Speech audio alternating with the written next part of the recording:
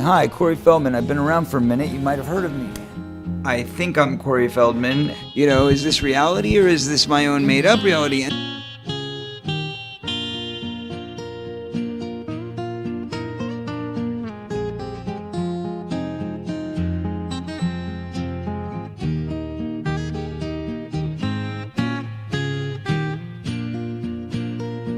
I would be remiss, for our listeners at least, to talk about the way you started your career. I mean, Rob Reiner is Stand By Me, Steven Spielberg, Goonies and Gremlins, Joel Schumacher and Lost Boys. But that wasn't the start of my career. Hold on, how old were you in Stand By Me? How was that not the beginning of your career? That was literally 10 years into my career, man. I don't want to hear about your commercial work and, you know, when you were a baby. So wait, are you trying to say that the work that I did before Stand By Me was meaningless or insignificant? Do you remember acting that young? I remember all of it. Can we go back to your first audition that you ever booked? Do you recall what it was? It was a commercial, I believe. No idea. I was too young to remember my first time auditioning, but I can tell you that the first thing I do remember is sitting in my kitchen as a 3-year-old child and getting ready to go do my first commercial, which ended up being, I believe, a Kodak commercial or a Welch's grape drink commercial or the McDonald's commercial. And so I don't know which one was first. I started my career with a McDonald's commercial.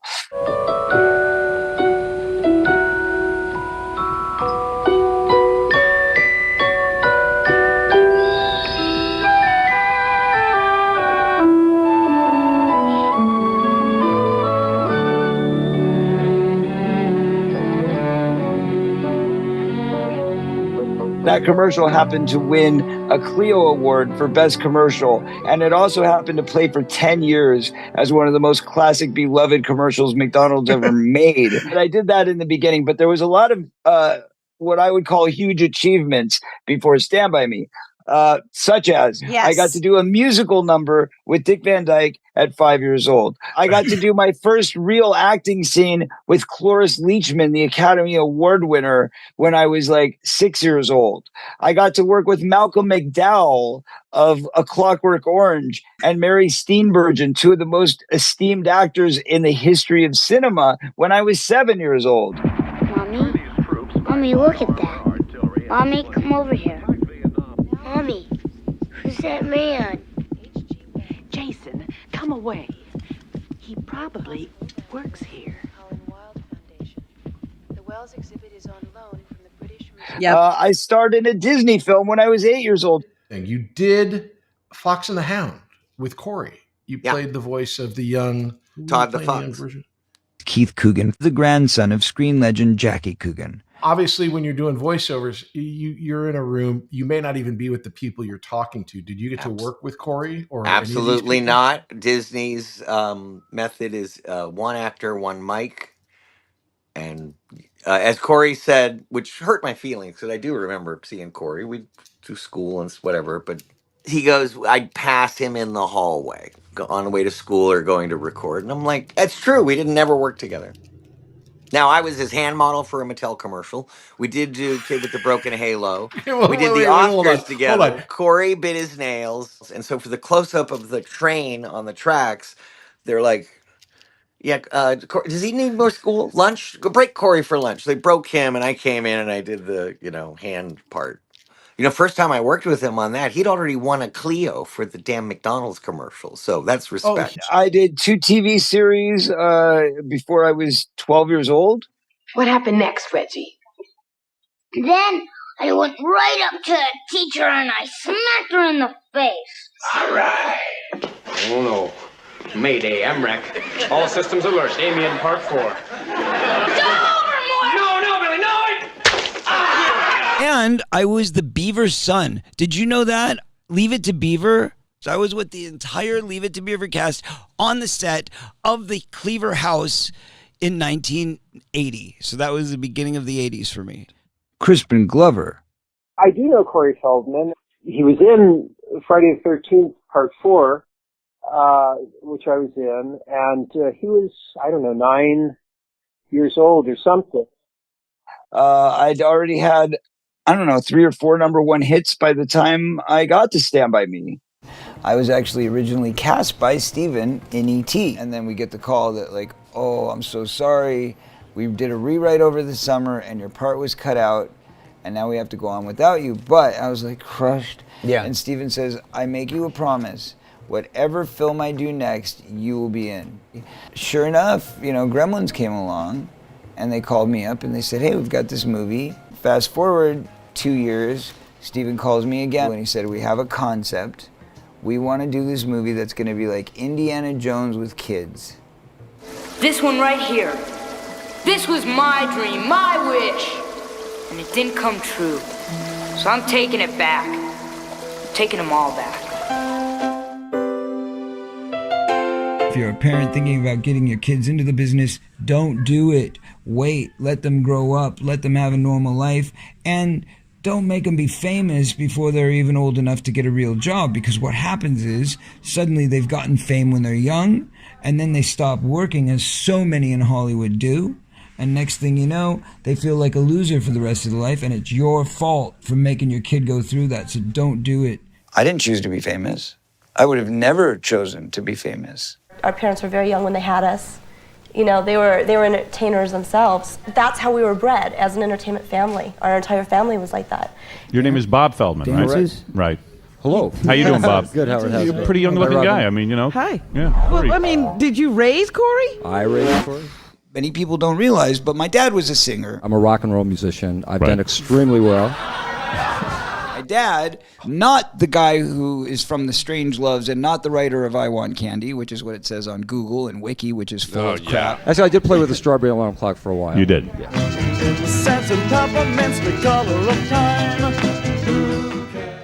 He joined the second generation of the band, and he played bass, he sang, so I was around them.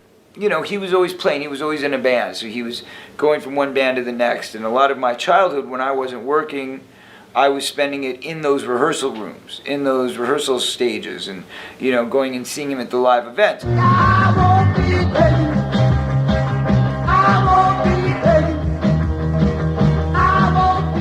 My dad played amusement parks. When your dad works at the amusement park, hey, I'll go with dad to work. You know what I mean? So I would go and I would sit in the audience with a bunch of his screaming fans, and we would watch him perform, and then in between shows and things like that, I'd get to go on rides. So that part wasn't too bad. As a musician, as a singer, as a songwriter, I always felt that he was really good at what he did, and he was. I'm not going to take that away from him, even though he wasn't in the greatest band of all time, or he didn't have any hit records. He was a fairly talented singer, great bass player, and a decent songwriter. My sister had the first fame in the family, and she became a Mouseketeer. So she was in the new Mickey Mouse Club. So she's kind of getting all this attention. I'm hanging out with her. I'm 3 years old. I don't know how to read. I don't know how to do anything. But I liked singing. And my sister was singing. And my dad was singing. So my mom said, go learn songs. I'm going to stick you in a room with a record player. You're going to learn these songs backwards and forwards. Right. And then when you go on these auditions, instead of trying to read, you'll just go in and sing a song. And they'll just fall in love with your adorable, terrible singing. Because at 3 years old, you can't read a script. So there was no way to get the part other than proving that you could be cute. So what better way to prove that you're cute than having a kid sing some song? So I would sing. I got the sense that he was having a little bit of a rough time as a kid. I didn't know many details or anything. I always kind of felt bad for him. Mr. Feldman, did you physically abuse Corey? No. You did not. When people say that, when people say abusive childhood, this and that, there's a lot of different forms of abuse. There's a lot of people that could look at our family and say, well, my family was just as bad or my family was worse. Did you ever spank your son? Yes, I did. You did. All right. Okay. Well, I've spanked him too. He could see that as abuse. Well, I think anybody certainly could take a look at it any way you want, but the fact is that I... You ever smack him in the face? Smack him in the face? Yeah. No. How did you spank him? How about with a belt buckle in the face? You ever hit him? Give me a black eye. They did the best they could. It wasn't as though they didn't care about us, because they did. Do you have any other children? Yes, I've got 3 of them. Did they move to Bangkok, or were they, are you getting along with them though? No, it's a very tough situation, and it goes way back. Yeah, it goes way. There's more to this. He doesn't than pay meets child the eye. support. He doesn't ever call them on their birthdays. They've never heard from him. They're beating me. They're taking my money. They're locking me in a cage. I mean, it was, everything you could imagine without the actual physical cage, but the cage was a bunk bed that I was tied to while I was being beaten. So, I mean, yes, it was basically like a cage. And was not allowed to go out, was not allowed to have sleepovers, was not allowed to have other friends, was not allowed to ride my bike because I might fall and hurt myself. He didn't have those loving, bonding relationships with them. His mother had plenty of issues. My mother is crazy in her own way. I wasn't allowed to eat in those days. She would literally keep meals from me or like hide the, candy and the junk food because I wasn't allowed to eat it. Was your mother a horrible cook? She was a horrible at a lot of things. I was told I was fat and I was ugly, and I believed that. I kept a gun under my bed that was loaded, and I would put it to my head every day, and I would think about it, and I would get ready to pull the trigger, and then I would break down and I'd say, God, why did you do this to me? Why did you make me ugly? Why did you make me fat? Why don't girls like me? What's wrong with me? Watching him on the set of Goonies and the lack of parental care for him was horrifying. I see. And it was, and we all loved and cared about him, but there's like only so much you can do.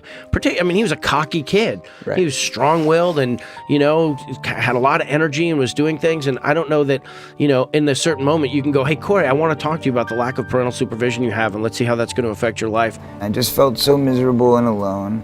I couldn't get a girlfriend because all the girls would make fun of me. Kids bullied me and they beat me up almost every day. And I was little, I was a little kid. I was very shy, I was very awkward, and I was very insecure. I had to go through hell. And I hope that people can understand from my pain, from what I had to go through, that you should never make a child go through this. The first time I met Corey Haim, it was actually right before we shot Lost Boys in 1986. How old were you when you two started? 14 and a half, sir. When we started in the business or as a team? When you as a team. I was 15. Yeah. How did that happen? Well, funny enough, it was haphazard, actually. Oh, we auditioned against each other. We were competition for Mouth and Goonies. And Lucas. We were both up for Lucas, and we were both up for Goonies.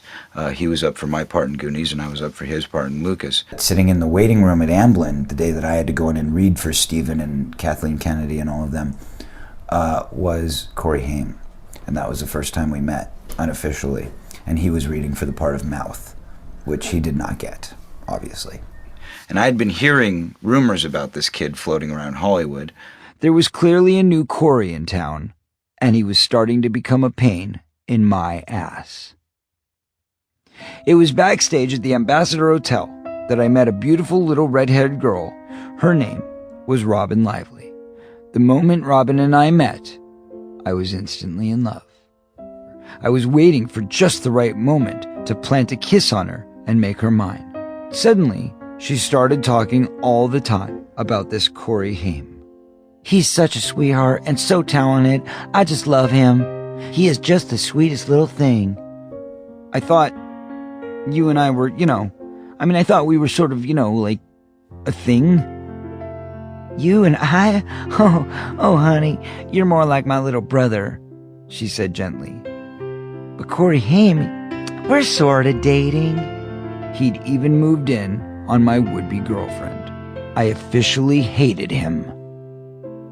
I saw Corey Feldman on one of the interviews actually saying, oh, who is that Canadian actor, Corey Haim, who was stealing all my parts? I wanted to be in Lucas, and I thought, wow, this guy's had it in for him before he even met him, which is really sad. We met on the Lost Boys. Before we started production, it's in the wardrobe room. I'm sitting there doing my fitting. Joel Schumacher's on the phone and he says, oh my God, I'm so excited about this. We have the best cast ever. We have the two Coreys. So Joel. And I go, two Coreys? What do you mean two? There's only one. I'm right here. And he's like, no, two Coreys. What do you mean there's another guy and he spells his name the same and everything? What's going on here? He was becoming a thing.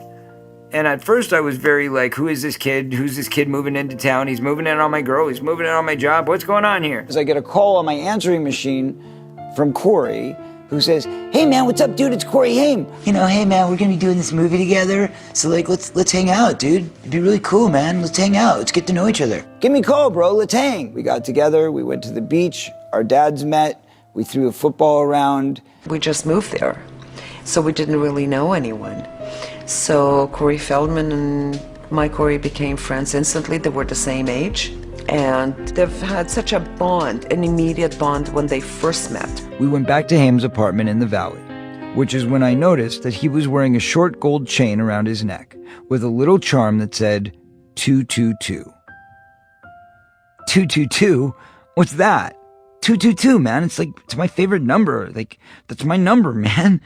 Well, that's pretty weird, I said, because my number is 22.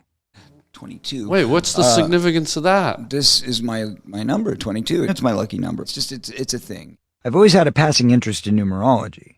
22 is considered a master number and sometimes called the master builder. It's somewhat sacred, even the most powerful of all numbers. 22 is a perfect number. Why would you add another 2 to it? And yes. He was like, well, to me, that's perfect because it turns it into 6. So now you have even and odd. And I'm like, well, that's a good point. But if you're going to go to even, then you might as well just stay even. Ma. Yeah. We had these weird conversations. So let me get this right. Your name is Corey. My name is Corey. You're Jewish and I'm Jewish. You're an actor and I'm an actor. And your number's 22 and mine's 222? Like, really? To two 14-year-olds, these coincidences, this cosmic connection, well, it all seemed very deep. We have a chemistry with each other on screen. Then we just clicked chemistry for ourselves, and people, I guess, getting wind of it, like, wow, these two have something off camera, but on camera, they know what we can complete each other's sentences. Someone made $300 worth of phone calls to something called the Corey Hotline. Wasn't me. Lisa! Guess what? Corey Haim and Corey Feldman are giving out their personal numbers. If you call 1-900-909-3700, you can listen to their private phone messages and get their personal number where you can leave them a message of your own. If you call me right now, I'll give you my private number. Hi, you've reached the Corey Hotline. $4.95 a minute. Here are some words that rhyme with Corey.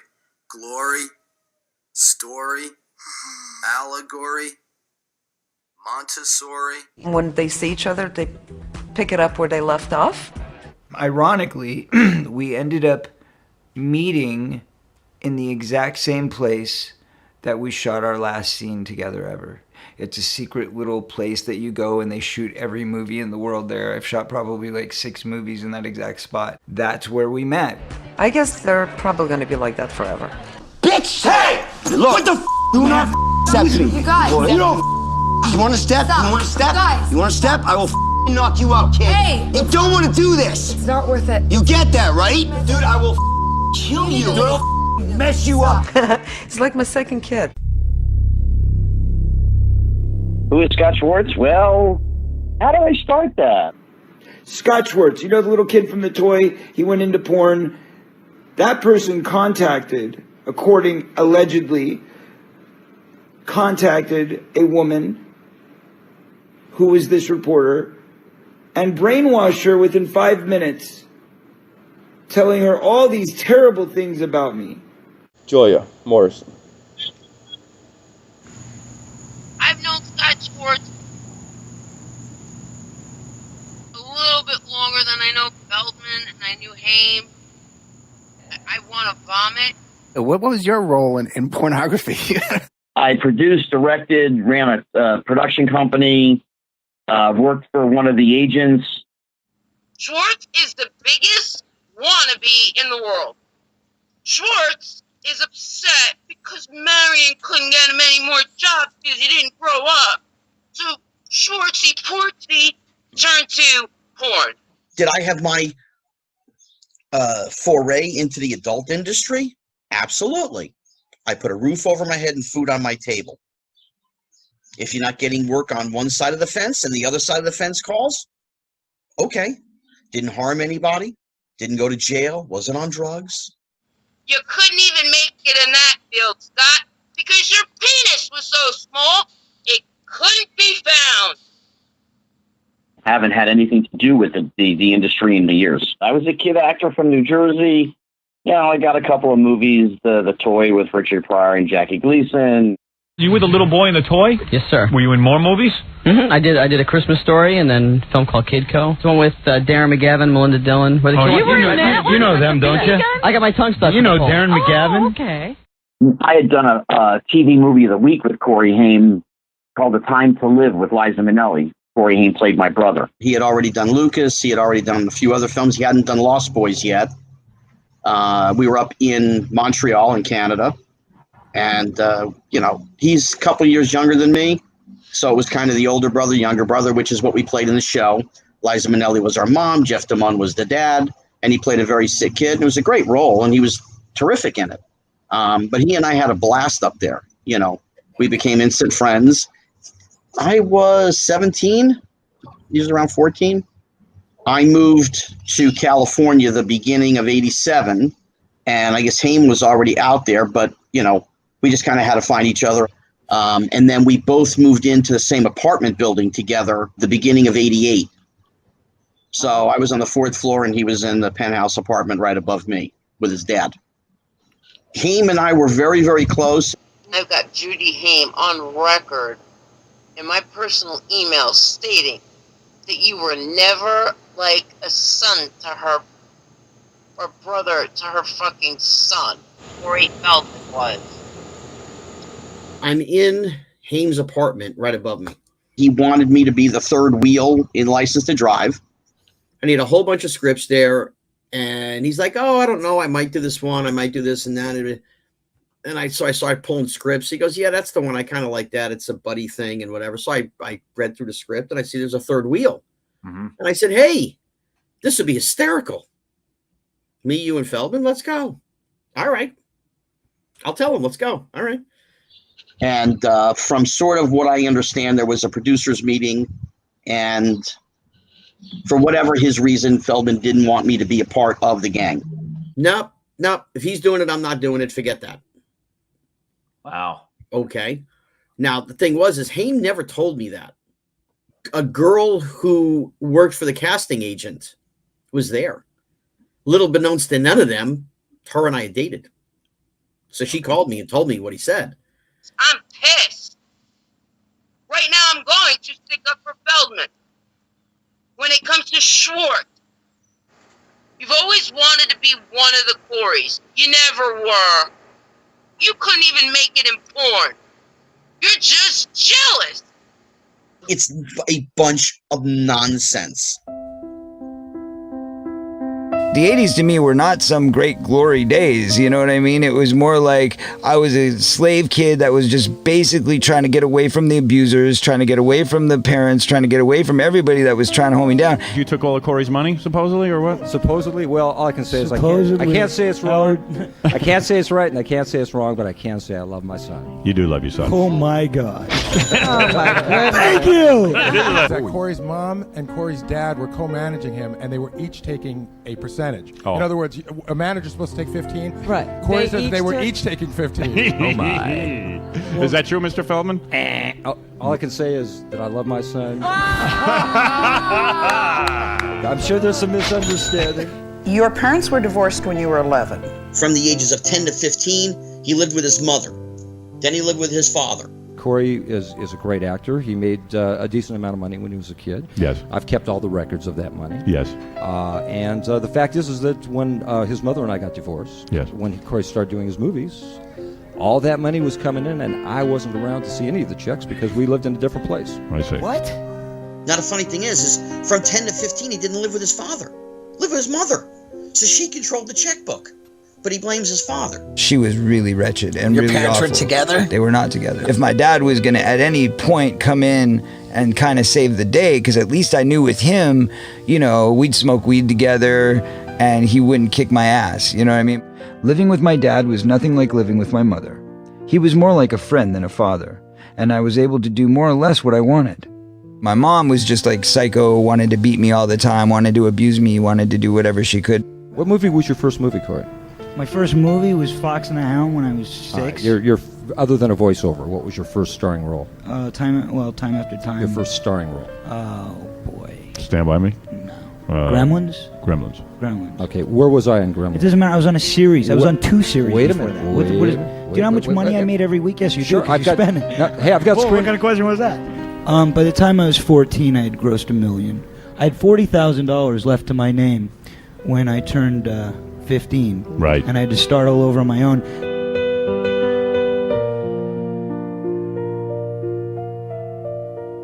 If you don't want to live with me as your manager and you don't trust me to take care of your career, then I don't want you living here at all. You asked the court to emancipate you Right. when you were 15? Yes. Something like that? Yes, 15. Right? Okay. The only way my father, who loves me so much, would sign the papers to release me is if I paid him $40,000. I'm sorry, that's wrong. So in other words, you didn't ask for $40,000 to emancipate your son. Okay, No, really. What was that piece of paper I signed? And what was that check I The gave you? reason that I didn't want to see Corey get emancipated was because, although he has a brilliant career, you never know what happens in the entertainment industry, and I was just concerned that he finished school. My parents went to court. They tried to fight the suit. They said I wasn't ready. And I said I needed to be. When he got emancipated, one of the conditions that he could get emancipated that the judge had set was that we moved into an apartment together because I was over 18, I was 19, and I was going to college, and they thought, I guess, that I was fairly responsible. So I took that as a responsibility. He was my little brother, and I, of course, wanted to help him out and take care of him and kind of supervise him. Not that I knew all that much myself at 19 years old. My dad says, hey, here's a great idea. Let's get you involved in this thing called Hollywood Kids Say No to Drugs, and you'll be like the spokesperson, because we know you hate drugs. And I'm like, perfect. Hello, I'm Corey Feldman. Be a KHJ TV star. Don't use drugs. Did you know he was doing drugs? No, not at first. You were a rising child star. That's after right. Stand By Me, The Last Boys, and Goonies, and Gremlins, and Dream a Little Dream, but then you had some trouble with the heroin, the big H, Yeah, smack. little What problem. happened there? What happened? Well, I was a drug addict, Your first marijuana joint was apparently with River Phoenix. Yeah. The year that I turned 14 years old. It was a summer of firsts for all of us. First kisses and first beers. Back at the hotel, River and I smoked marijuana for the first time. River and I were hanging out with a member of the crew when we spotted a bong perched high on his shelf in the closet. We managed to convince that guy from the sound department to let us smoke. We coughed like crazy, shouted, "Thanks, dude," and took off down the carpeted hallway of the hotel. I was doing Stand By Me. There were a bunch of, local kids, and I actually got drunk and I could use marijuana for the first time. And they're like, hey, you ever smoked weed? And I was like, no, sounds great. Let's try it. And I did, and from then on I said, this is my answer. Okay, so the first time I did cocaine was because my mom was doing it with somebody on the set of The Lost Boys. Well, if my mom's doing it, how bad could it be, Most of the things that happened to Feldman, I would say I believe. Directly. I would say I believe most of the stuff that he has said that is pertaining to him. I'd like to throw some names at you, and you can tell me your thoughts. Okay. Marty Weiss. Pedophile. Nothing I need to say about it. He's been convicted. It's known fact. He's a pedophile. When I was living with my mom, Marty Weiss was coming and breaking me out of my house in the middle of the night and taking me out on drives, but he never molested me during that time. He was only kidnapping me and we were having fun together. He was literally just a stalker, hanger-on dude that basically got into my life because he worked for the Saturn Awards and was trying to give me an award. So anyway, come to find out that this guy's molesting everybody. I knew Marty Weiss as well. Okay. We all went out to dinner. He hung out with the gang. There was a time, I guess, way back when they were at Feldman's place, the three of them. And Feldman got a call from his girlfriend at the time. They were on the phone. And Marty and Corey were just jerking around, making too much noise. And Feldman was like, hey, get out of here. Corey, man, we're in Santa Cruz, okay? I don't know anyone here. Marty's gay, I said. Why don't you ask him? Haim looked over at Marty, sitting sheepishly in a chair in the corner. Is that true, man? Are you gay? Marty was clearly flustered by this. I guess I like boys as much as I like girls, but I don't know if you'd call that gay. Well, if you're gay, man, Corey said, not missing a beat, then why don't you take care of me? Go in the room. Just get away from me so I can talk to my girl. Okay. They walked single file into the adjoining room. They went in the room. The door was open. They started having a pillow fight. And Feldman came in. He's cursing him out. Hey, I told you to shut the F up. What are you doing? It's enough. I'm on the phone. He slams the door. Apparently, they thought it would be funny if they started making noises as though something had happened. Corey Haim told me this. I heard sounds, banging, thumping. I felt my stomach flip-flop. I felt sick. They were making some noises. Now, nothing gets said. Nothing. Zero gets said. All those years. Right. Now, all of a sudden, he's got to start naming names because he keeps saying, I'm going to name the names. He throws Marty Weiss in there. Now, who can speak? Two people, Marty and Corey. Corey's not here. Marty's a convicted pedophile. Yeah. So no matter what he says, he's guilty. Even if he says nothing happened. Corey Feldman is named Marty, a guy named Marty Weiss. Right. He's a convicted person. A guy named Bob Villard, who was a photographer, he's convicted. Then there's another guy, John Grissom, who is off the radar. He's off the map. Nobody knows any idea where this guy is. He has disappeared. John had come into my life towards the end of Lost Boys, the very, very end. My dad, he had his talent management company, which was basically like a false management company. He had my movie posters up all over the walls, and it was called New Talent Enterprises, and it was like over on the sleazy part of Cahuenga there. And John comes through my dad, and so my dad over at New Talent is like, hey, I can't be on the set with you during Lost Boys all the time, and I'm really busy and stuff, so I'm gonna get you this assistant guy who's basically gonna drive you around and be your gopher and be your chaperone and be your whatever. Pops up and he's like, hey buddy, how you doing? I'm gonna be your best friend. We're gonna do this together. It's the guy that was hired by my dad, John Grissom, who is the pedophile, who says, hey, you gotta get away from these abusive parents, and they're taking all your money and they're screwing you over. We got to get you out of this situation. So how screwed up is your head then when the guy who's the bad guy is the one that's saving you? I was a 15-year-old kid living on my own for the first time, and this guy had been my friend for like a year. You know, I mean, imagine your best friend, the only person that you can really trust or look up to, and you're a kid and he's older than you. You kind of look up to this person. This was the guy that introduced me to cocaine, introduced me to crack, introduced me to heroin. We're hanging out all the time like, oh, look at Sam Kinison, all these guys at the Comedy Store, they like love you, let's go hang out with them. And then we walk into their parties and there's giant mounds of cocaine on the table. 15-year-olds should not have been there in the first place. But he walks me in, he's like, hey man, this is a party. And I'm like, cool, it's a party. And then like, I'm like, but I don't do cocaine. And I resisted it for like the first 6 months hanging out with all those guys. And then eventually I just got weak and I was like, well, they look like they're all having fun. So it was at the Crest Hill House actually, where the first time I actually did cocaine. Okay, so John Grissom gives it to me and he's like, oh, you gotta try, now you gotta try crack, now you gotta try heroin, now you gotta try LSD. wow. So every drug that I ever did, literally, was because of the same dude. And I thought, this is a really cool guy. And I thought he just liked me for me. He actually liked me because he was using me. And at that time I was getting very famous and I had all that prestige and stuff. And he wanted to be a part of that. And what happened was, you know, he moved in with me. I started paying him to be my assistant, $400 a week. He was living at my house for free. And it was at that point when he started getting me very loaded and he started molesting me. Sexually? Sexually.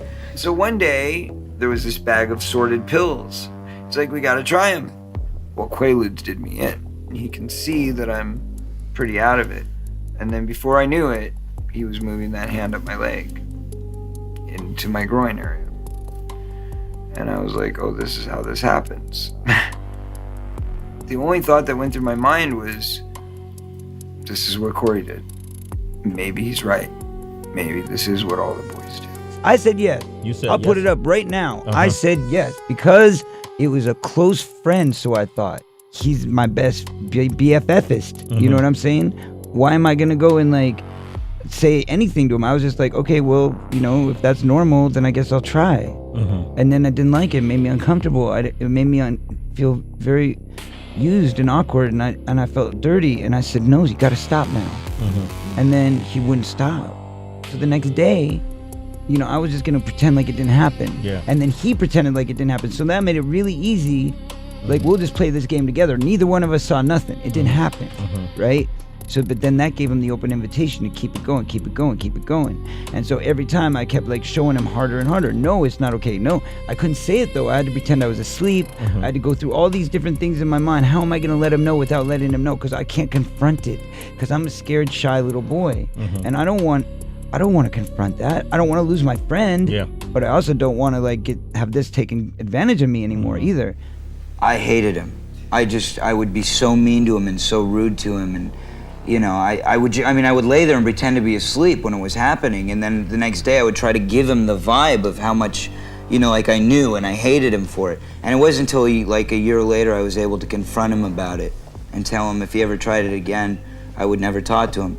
And then he did try it again, and I kicked him out of my house. I knew Grissom, and Corey Feldman has said what happened. Do I have anything to add to that? No, but he said it. He was involved. I don't doubt that happened. I don't doubt that Grissom did something to him.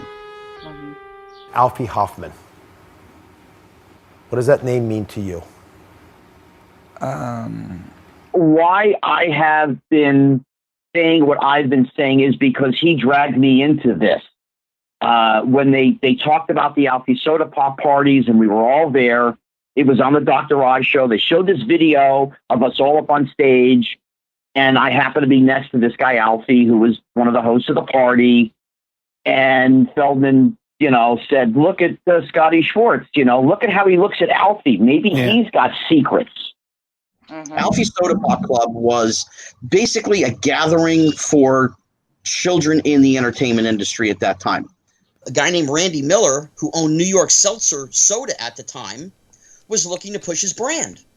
And he hired Alfie to run these parties to give New York Seltzer, you know, a pop as far as publicity-wise. You get the kids there, we all stand there with New York Seltzer, okay, fine. Nobody's getting paid. Nobody was there for, you know, endorsements. But they were supplying the place and the party, and we had the New York Seltzer, and everyone was happy. Alfie Hoffman was strictly the promoter. He was the one because his father was a casting director, so he knew a lot of the moms, the kids, whatever. Bobby Hoffman was the head of casting for Paramount Television and cast me in all of my TV shows growing up as a kid. My mom tells me one day, hey, you got an invite to go to a really cool party. It's at Bobby Hoffman's house, and his son, Alfie Hoffman, throws these parties for all the kids in the industry. When you got an invite to go to Bobby Hoffman's private party, this was a very big thing, and the fact that his son was coming to pick me up himself was also a very big thing. And my mom ushered me into the car and said, go have fun. And I remember him driving me to his house, and he seemed like a real nice, friendly guy. What did we do? We hung out. We shot the shit, as they say. They had karaoke contests. They had lip syncing contests.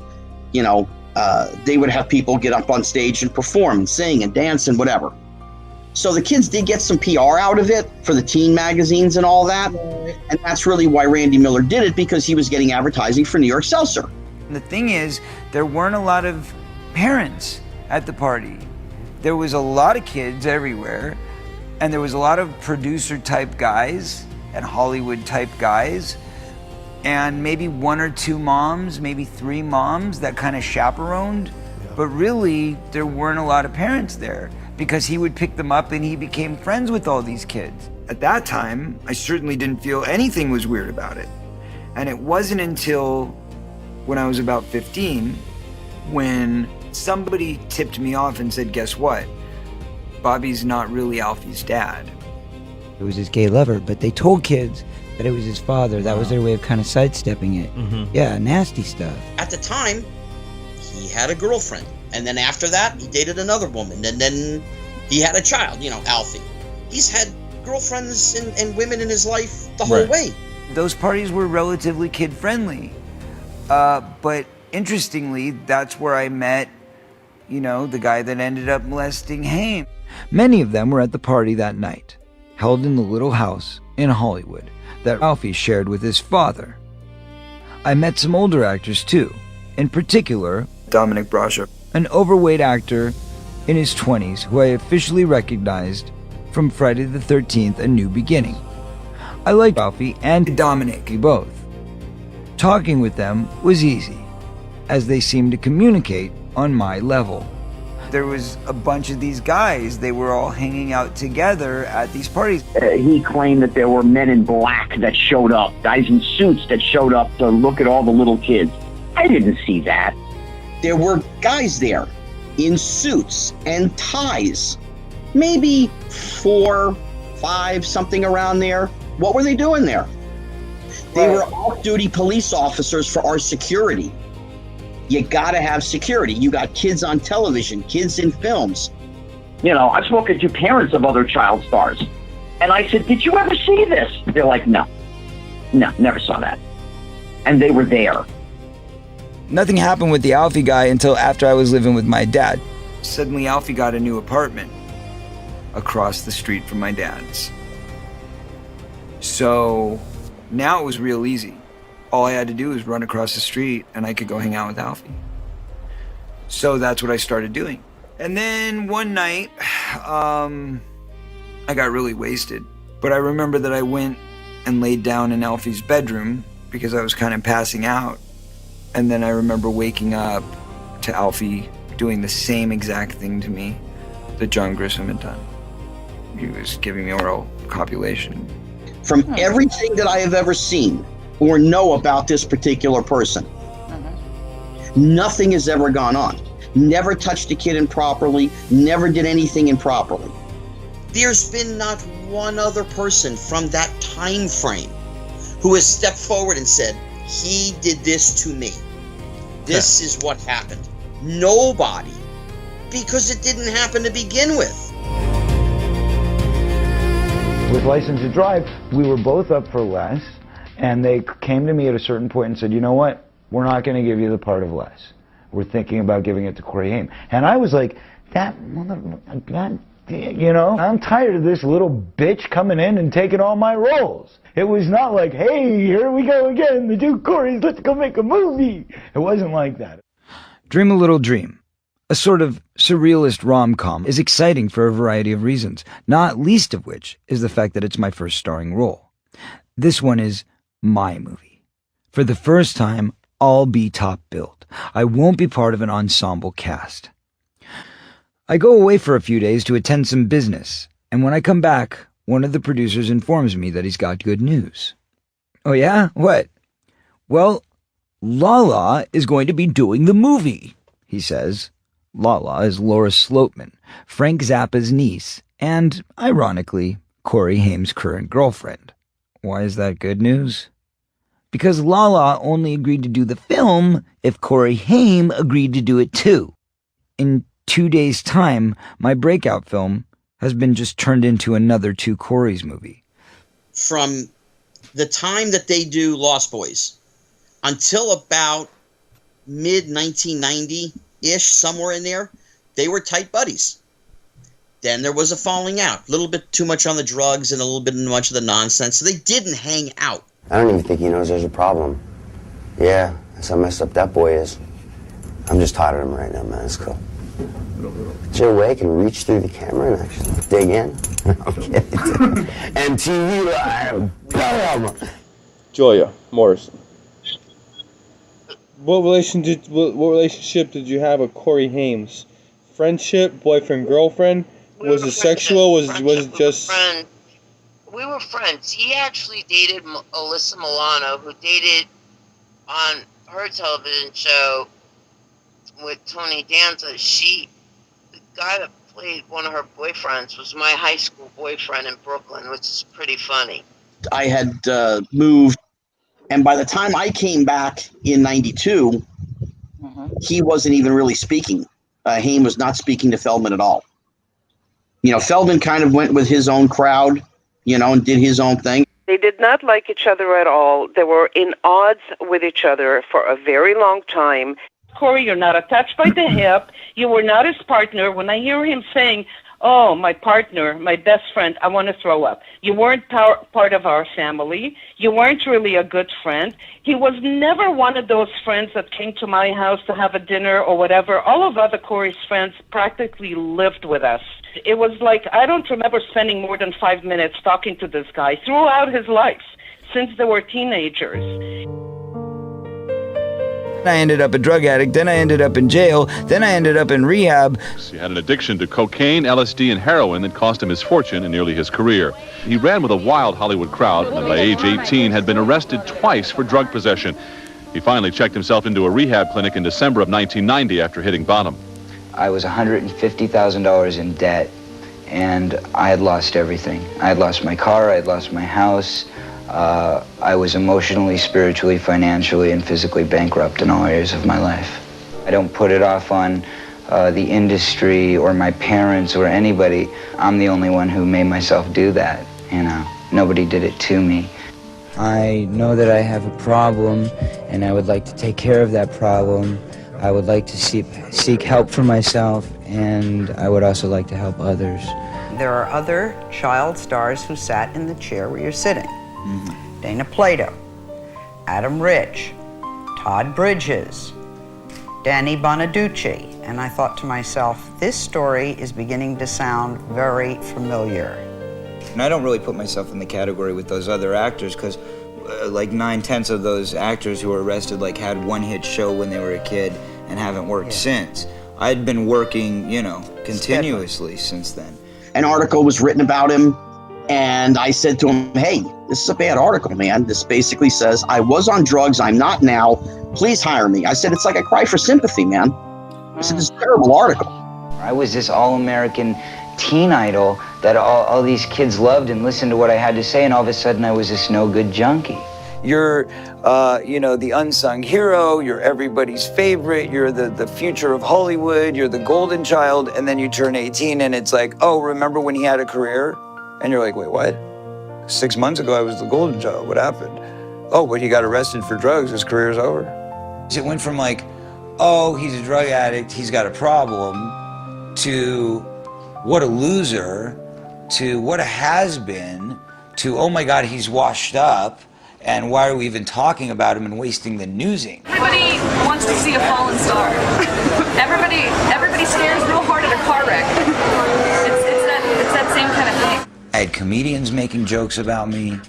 I had newspapers saying some of the most awful, just mean-spirited, degrading things I've ever read about anybody. Are you more passionate about music and your music career than you are acting? Yes. Yeah, I kind of get that. Yeah. Probably because there's so much more artistic freedom, you know. And the other thing I think is I'm pretty proud of the fact that I did it on my own. And started, you know, writing music probably around 11 years old, 12 years old.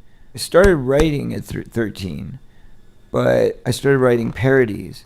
And I wrote my first serious song at 15, which was called Runaway. And it was about a 15-year-old kid who's getting abused at home and is looking for some kind of salvation, so he goes and he runs away and he gets on the streets and he gets caught up in a sex trafficking ring where they start feeding him crack. Now, this was all a premonition because I had not done drugs yet. Wow. I was an innocent kid. I'm working on Lost Boys. In the music video, Runaway, it was going to be like a 15-minute video like Bad. I kind of modeled it after Bad, about a runaway kid. And we were going to sell it to Nickelodeon. And then we shot it, we started editing it, and I got busy with other things, and I just never really took the time. And the truth of the matter was, it looked like crap.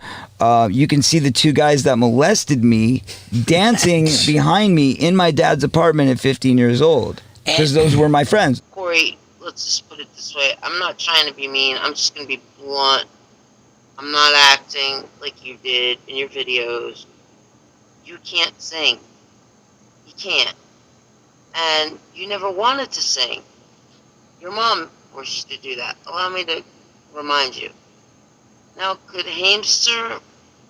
Sorta, yeah, he could. You're not him. You're Corey Feldman. Stick with that. Stick with what you know. The problem is that I can't carry a tune to save my life. My voice squeaks and strains. I can't match the notes that I hear in the recordings.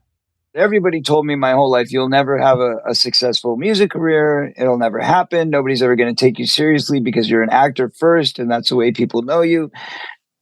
And with that, I said, screw you. If I told you all the times record companies turned me down and said, I don't hear it. I don't hear it. Not good. And really, it wasn't because they didn't hear it. It was because they didn't get it, because in their minds... Well, it's coming from Corey Feldman, yeah, sure. How could he possibly be a rock star? Sure. I've done 10 film soundtracks through the years. So there's a lot of films people don't realize that my music's in there somewhere. Dream a Little Dream, Dream a Little Dream 2, the last Lost Boys movie, you know, all kinds of stuff. It's all over there. What's up with you? What's up with you? Michael Jackson tells me my song, What's Up With the Youth, is going to be a #1 hit. I played it for him in the car. You know, he said, this song is incredible, Corey. This is a #1 song. If I walk this into Tommy Mottola right now at CBS Records, I can get you a #1 song. And I was like, thank you, but no. I would have random people come up to me and say to me, like, hey, Corey Feldman, what's up with the youth? You know, and I'd be like, weird, you know? Yeah. But that was the first one, and that was a very pop culture. You know, it was a pop culture hit. I remember Paul Schaefer came up to me once, and he was like, Corey Feldman, what's up with the youth? And I was like, really? Really? Yeah, mind-blowing, you know? But then you think about it, okay, Paul Schaefer was with Letterman, and Letterman was friends with Stern, and so obviously because I performed it on Howard Stern. It wasn't until the Howard Stern era that, you know, them throwing these tags on me that people started doing the cross-armed, you know, side-eye stuff. But once that started, yeah, it was real obvious. I went on Howard Stern to perform What's Up With the Youth, which was this song that Michael said would be #1. I got involved with Howard because of my friendship with Sam. I was very good friends with Sam Kinison. He was always talking about Howard. You got to go do Howard. You got to go do Howard. He always wanted to encourage that. And I listened to Howard, you know, for a bit before I got involved. So the day that Sam died was the first time I did Howard. And Howard was very sweet. He was very welcoming. He was very warm. We had an immediate bond. Yeah. And so I did the show 2 or 3 times in succession, and he said, come out to New York, come do the TV show too, it'll be great. So I'm going with the idea that he's been really sweet, he's been great. I came in through Sam, so he knows not to mess with me, everything will be fine. And he said, well, we're going to do this kind of sketch around you where we're going to make it like Club MTV, but it's going to be Club Howie.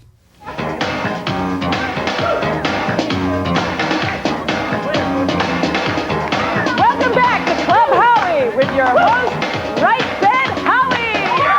And I get out there, and they've got a midget in a hula skirt. A little person. Thank you. A little person in a hula skirt dancing in front of me. They've got girls in bikinis tossing back and forth a blow-up doll. They've got people acting like they are special needs, shall we say, in diapers and things like that. All of this going on around me, and I'm an 18, 19-year-old kid just trying to play my music. Now, Corey, one of the things you're going to be doing for us is a brand new song. What's this song about? The song is about, it's called What Up With Youth, and it's about what's up with the youth in America today, gang violence, drugs, and that kind of thing, trying to make the world a better place. Hey, I could relate to that for sure. Let me tell you something, man. I'm not kidding. I really think that's good for the youth, you know? And you wrote this yourself? Yeah. You wrote it yourself? Wrote it and produced it. What is this? This mockery. So they took my music and they made it a form of mockery. And that was the initial launch. And instead it turned into this complete lunacy, lampooned ridiculousness that went completely viral 20 years later, you know, but at the time it was just on his KCAL Channel 9 TV show, and it was terribly embarrassing, and I was like, well, glad nobody will ever see that again. And then, of course, YouTube comes around and they brought it back and it went viral, and now everybody sees that and goes, Corey Feldman's a joke. It's a joke. He doesn't take it seriously, because look at, why else would he do something like that? Wasn't there an episode where he was dancing around you? Yeah, that was like the that. creepiest thing I've ever seen. I know, with his beautiful butt cheeks in my face. Yeah, it was lovely. Now, you remember the song he did, What's Up With Youth? Yeah, what's up with youth? What's up with You youth? love that, right? So I'm a big fan of that song. Okay, so, no, you like that song, right? Yeah, And you kept talking about how good it was. Then you say, Corey shouldn't be a singer. You started my music career. I We know. got more stories. I'm going to try and finish We got it more today. stories for you. I saw a clip of that not too long ago, and it was pretty fucking whack. At the time, it looked really cool, you know, but back on it now, I was like, what the fuck was I doing? I've heard it described as your Michael Jackson phase. Would you agree with that? I would agree with that. Yeah. Obviously, I was very MJ inspired. My mom had put me into dance, and I was very uncoordinated. I wasn't very good. Yeah. I couldn't find my footing. Yeah. But then I watched him, and somehow I copied it like effortlessly. I guess I sort of just got the fever because suddenly I could dance just like Michael Jackson. I watched Billie Jean. It changed my life, and I started dancing in the mirror. And all of a sudden, you know, I'm doing this dance, and my parents are looking at me like, "What the hell? You know, where did this come from?" When he does the dance, he's got the dance. He's got the Michael Jackson feet. He's got Michael Jackson's feet. Shimon! Your moves blow my mind. Yeah. Like, who do you have a choreographer? Of Is that course, you? yeah. Well, I choreograph a lot of my stuff. You had some pretty hot dance steps there. Is it true that Michael Jackson gave you a hand? Well, me and Michael are friends, but he didn't help me. Just all the stuff I do is on my own. But it looks so much like him when you're dancing. Well, All these little moves you make. It's just like Michael Jackson. Well, I suppose that's a good compliment. It's a style. You know, it's a style of dancing. It's not necessarily that it's just like Michael Jackson because, you know, you look at Janet Jackson or Bobby Brown or, you know, it's all the same style of dancing. You know what I mean? Shimon! Do you go out and practice your Michael Jackson dancing with us? Michael Jackson. I mean, I practice my word, you know, my dance. Yes, he did influence me, and yes, there was a period of time where I dressed very much like him. But the crazy thing is that people more and more tell me that I look like him. And I find that really fascinating because, like, first of all, I'm white. We all know this. I'm white. And yeah, okay, we both have long black hair. This was Jackson hair. But I mean, aside from the long black hair, it's interesting because I always thought, like, he's a really good looking man. But, you know, obviously the plastic surgery, it's almost like I feel like he altered himself to look like me naturally, but I am naturally me. Obviously, you know, I didn't look like I do now when he was changing along the way. So I don't know, it's a really weird thing. Yeah, you know, it's you got to be original, man. Woo!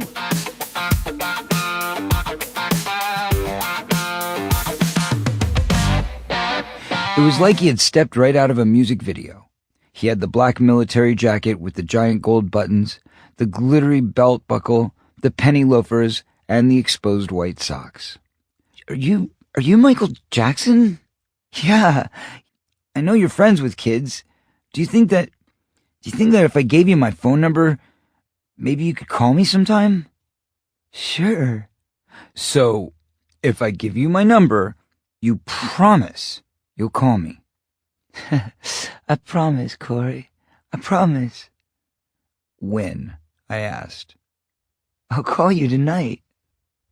When he finally called, I nearly passed out. We talked for 2.5 hours. When the conversation ended, around the time I could no longer hold my eyes open, I asked him if we would stay friends. Of course we're going to stay friends. I have your phone number now. I just added you to my little black book. Occasionally, I would hear this strange tapping, as though someone were banging the receiver against some hard surface. When I finally asked him about it, he told me it was probably Bubbles. If he gets out of his cage, he sometimes tries to answer the phone. This, however, didn't sit right with me. I felt like he was toying with me, and I didn't appreciate it. It made me wonder who the real Michael might be, behind those dark glasses and all the glitter. By the time the production of The Goonies was drawing to a close, Michael and I were speaking regularly, about once every 2 weeks. Around that time, I decided that I wanted to invite him back to the set. I also wanted to show him my dressing room. What should I wear? Everything seemed to be working out just as I had planned. I was being introduced to his other underage friends. I was becoming, finally, a part of Michael Jackson's inner circle. Your butt is mine. Hello? I gripped the phone receiver tight against my ear. Corey, it's Michael. Your butt is mine. What are you talking about, dude? Gonna make it right. What? Do you like those words? They're the lyrics to my new song. It's called Bad. You know, I know LaToya a little bit. Yeah. She's always been so sweet to me. Yeah, she's always sweet. I've known her since she came with Michael to the set of Goonies. We have pictures of that. Corey Feldman called us because he slept with Michael. He slept Corey with Feldman? Corey Feldman has been over to the house. Yes. Whether they slept together or not, I know he slept in the room. Yeah, he slept in the room, and Corey said, when LaToya's on, let me call in. I'm going to tell her she's a liar. Now, why is he reacting that No, way? he slept in the room, like I just told you. I don't know if they slept together or Right. not, but I know that they probably did not sleep together because when Corey Feldman was at the house, Michael didn't like Corey Feldman. He says, I wish he would get out of here. He's too old. I don't want to be bothered with him. Really? Oh, That's exactly what he said about Corey Feldman. He said, he's too old and I don't want to be bothered with him. He's rejected. He was And rejected. And I kept saying, he's going to hear you. And Corey would tell him, but my father's an alcoholic and he's no good. My father's a drug. He was going on and on. Really? And He wanted Michael to adopt him. Well, where's yes, Corey? he did. And Michael says, I don't want Is to that be him? bothered with this. Yeah, Corey. Oh, wait, Corey. You want to talk to Corey, LaToya? Yeah, hold on. Hey, Corey. Yeah. Now, what LaToya is saying is that Michael didn't really like you. Oh, boy. Because first of all, I can tell you that I never told Michael anything about my father, and the only reason she's saying that is because LaToya and Jack went to my father for management a couple years ago, and this is stuff that my father obviously told her. So, because I never discussed my dad with Michael ever. You stayed the night over, and Michael didn't want you there. I'll say it right in your face. Because he emphatically didn't want you over. Oh, okay. That's why I still talked to Michael 6 months ago. When's the last time you talked to Michael? You know what? LaToya? You don't know Michael, though. Of course he'll smile in your face, and he smiled every time you came downstairs, too. Corey, you pushed your way over, remember? Every single time, because he would say, here he comes again. Oh, God. Michael did not like Corey. He felt he was too big and he was a pest. That's why I told you in the beginning, I don't think Michael ever slept with Corey at all. Never. Because that's how he felt about him. Corey goes, hey, man, when I was a little kid, I got to hang out with Michael Jackson. He was my hero, and I got to hang out. And I hung out. nothing happened. And nothing ever happened. Just because Michael Jackson wasn't attracted to you doesn't mean nothing happened with anybody else. No, I wasn't attracted to him. Okay, let's get that straight. All right. You would have gone out with Michael Jackson, though, if he asked, right? If You loved him. You loved him so much. If he would have bought me a nice ring or something. Right. Give you a ride on one of those horses. Horses, right. Corey Feldman was friends with Michael Jackson. Correct. And him and Michael Jackson initially stopped speaking because Michael Jackson thought that Corey Feldman was going to write bad things about him in his choreography book. And you were friends with him until he passed. Yeah. Well, no. No. Falling out? You could say that. We had I was invited by the family to attend the celebratory concerts in honor of his 30th anniversary of his solo career. I decided to take the opportunity. We spoke briefly about spending a little time alone together that weekend. Of course, Michael had a jam-packed schedule, so we decided it would be most convenient to meet at Madison Square Garden again, a few hours before the start of the second concert. Everything got really weird after that. He showed up. I need to talk to you about something. You know I love you, right, Corey? You know I want to believe what they're telling me isn't true. They're telling me you're writing a book about me, and you're planning to say all these terrible things. Why would I write terrible things about him? Michael and I were friends, which is what I told him. I want to believe you, he said. I really do. Corey Feldman tells the story that basically Michael Jackson left him behind in New York City on 9/11. There weren't any passes or credentials available for Susie or me. It was obvious that we were no longer welcome backstage. So instead of attending the concert, we wandered out into the night. All I knew is I wanted to get the hell out of town. The next morning was September 11th. The day dissolved into a blur of fear, panic, terror, and sadness. We spent most of the morning schlepping our baggage over to the Plaza Hotel, where a large portion of the Jackson family was staying. Jermaine spent most of his time on the phone, speaking to someone about maybe renting a bus. As I climbed aboard and got Susie settled in, Randy appeared behind me and said he needed to have a word. I followed him and Jermaine back off the bus to the sidewalk. "I'm afraid you can't come with us," Randy said. "What are you talking about?" "I don't know what happened between you and Michael, but he doesn't want you on that bus." I couldn't understand it.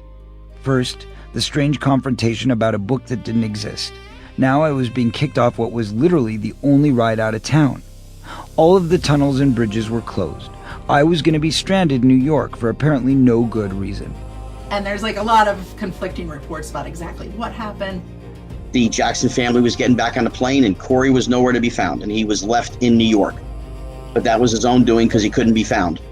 Michael Jackson like came in and like swooped in and like tried to get all of his team and all of these people out and all these celebrities that he was friends with, and they obviously couldn't get a flight, but got Marlon Brando, Elizabeth Taylor, and Liza Minnelli out of the city. But not Corey Feldman? But not Corey Feldman.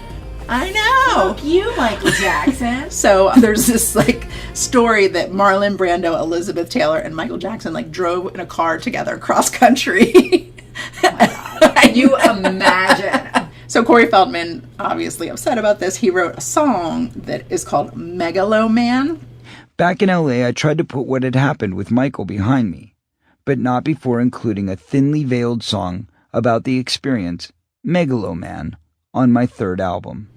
And the lyrics are, "I believed in your words, I believed in your lies, but in September, New York, you left me to die. I love you, Megaloman." Shamon!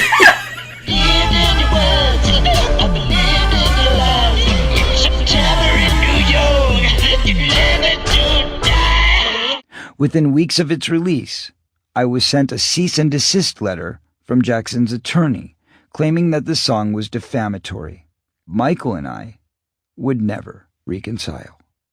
We never spoke to each other again.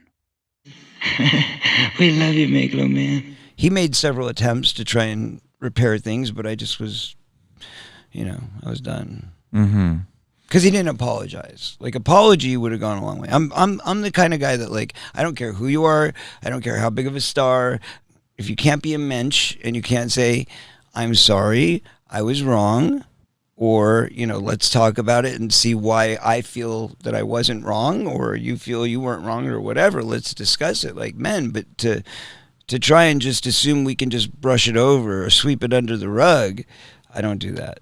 On Instagram, Corey Feldman accused Jackson of stealing his 1992 song, What's Up With the Youth? What's up with the youth? What's up with the youth? What's up with the youth? What's up with the youth? What's up? What's up? What's up with you?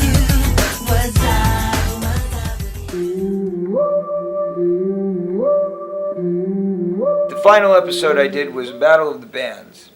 And I was on tour with my band. I was doing my my tour for my second solo album, Former Child Actor. And we did this thing which he had been conceiving for quite a while called Battle of Bands, where he wanted to have his band, which wasn't really a band, go up against my band. I've got my 3 judges here. I've got Corey Feldman here. Woo! And we all knew that it was set up, and we all knew that I was going to lose, and they were going to talk about how great they were. And I was fine with all that. Don't worry, I've heard all the crap you've been talking all morning long. Okay. And you are very full of yourself. I'm not. No, you I are. think my No, you band really- sucks. No, and they do. Okay, fine. That's true. But will you guess admit? what? But guess what? Yeah. You think Hopefully, I know. Your band sucks too. hopefully, I will beat you, and then you're going to say, you know what? I Okay, must but see- really but see, suck. Okay, first of all, I want to say actually 3 things. Say everything you want. Okay, A, there is no contest. What? And I'll Why? tell you why there's no contest. Why is there no contest? Number 1, because, first of all, these judges, who are all lovely people, I'm sure, are your guests. No, we said let's get three. Nobody goes against. Here we go. Nobody goes against Howard on Howard. So you won't believe? Let me talk to the judges. We had a judges meeting. We had a judges meeting before. Tell me about the meeting. We had a judges meeting before where they're already taking your side. See? They're not taking my side because I have had no contact with the guys about this. Gary got them. He knows that all three of them have credibility in the music business. What he did was take it a step further. And he basically went out of his way to try and make us look bad. Girls, feel free to dance during the performance. TheGotchaGirls.com. Don't touch the judges. Don't touch Corey, because that's for afterwards. Hey, don't do me a favor. Don't dance around us while we're doing our thing. They don't have dance to. over They're here. going to dance over there. All right, good. All right. Don't insult the girls, Corey. Really. Well, I'd love to see them shake their booties. Well, Corey, this is your moment of truth. While I'm not a musician, nor do I claim to be one, if you lose to us, it would be terribly humiliating, and that's all I'll say. I agree with you there. Yes. All right. If you do, you won't get an argument. If you do, I think you should retire from this music career of yours. That won't happen anyway. See, I do what I do. Just to clarify, I do what I do for the love of music, and I don't do it to impress anybody. I do it because I enjoy doing it. Even if we never released another album, I would still keep writing music and still keep playing it. That's my word.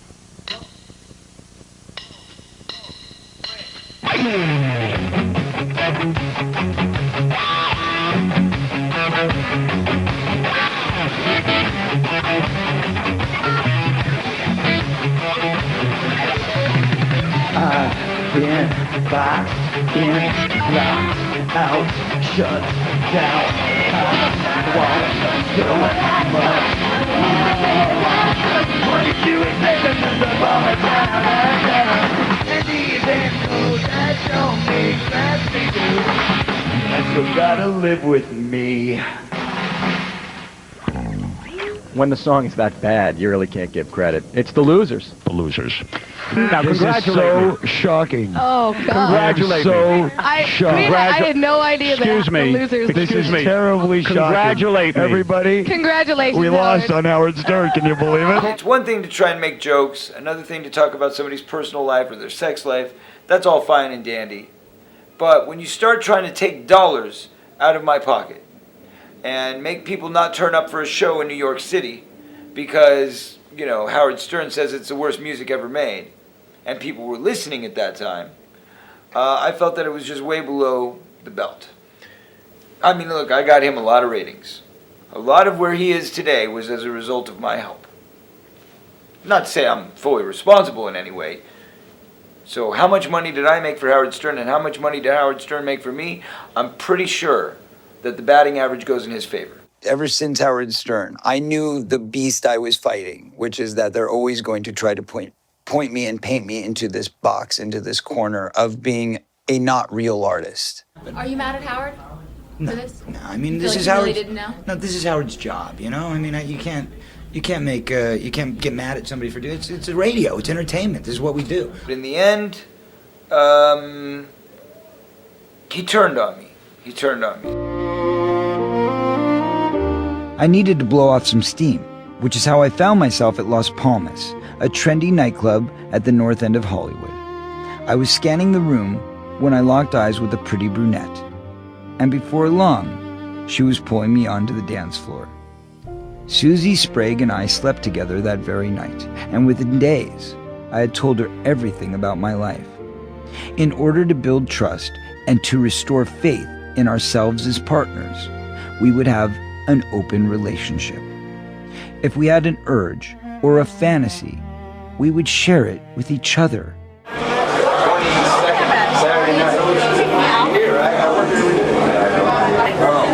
Well, he's filming it.